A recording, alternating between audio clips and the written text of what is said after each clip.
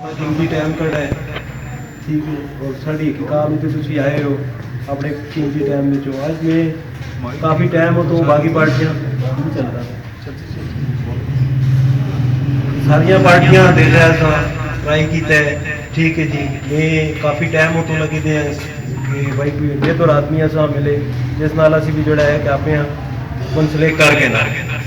ठीक है। तो मैं तो बेहतर लीडर अच्छे शरीफ लोग हों, ठीक है।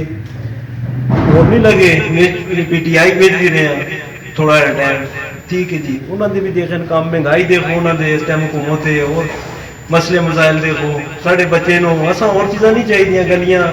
गलियां अं आप ही पक्कियां कर रखने अल्लाह पाके ते तौफीक दी दी है ऐसा, ठीक है। साढ़े बच्चे तो कम अज कम रोजगार वो लाज देने, ठीक है।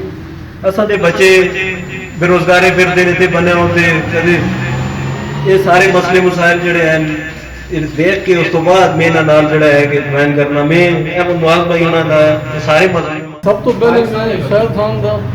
शाहिद इकबाल का मशहूर हाँ उन्होंने मुबारकबाद देना कि साड़ी काफिले में शामिल हुए और इंशाअल्लाह ये ना मजूसी न हो सी नवाज खान की क्यादत बस इंशाअल्लाह एक हो सा आफ्ताब अहमद खान शरपाओ साढ़े कायदे असं अदना की कारकुन की हैसियत नाल उसकी पार्टी वैसी है वजह उम्मीद है कि इंशाअल्लाह वो असा मजबूत ना कर सारा जितने भी मेरे दोस्त बाप बहन सारा वेलकम आपने जी कौमी वतन पार्टी के प्लेटफॉर्म में जो साढ़े नाल शामिल होए और इंशाअल्लाह सारा के सामने ये गल आखने कि कौमी वतन पार्टी इन्हें के इंशाअल्लाह मायूस नहीं करती, ठीक है। तो साढ़े लीडर भी मौजूद होने थे अहमद नवाज खान की क्यादत पे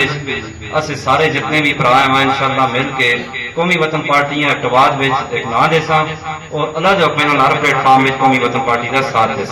शुक्रिया इंशाअल्लाह अजीज जिथे कि शहद भाई विरासत दे शहद भाई नाल है ते बाकी में शहद भाई कौमी वतन पार्टी में आने आने दे मौके ते खुश मुबारकबाद देना ते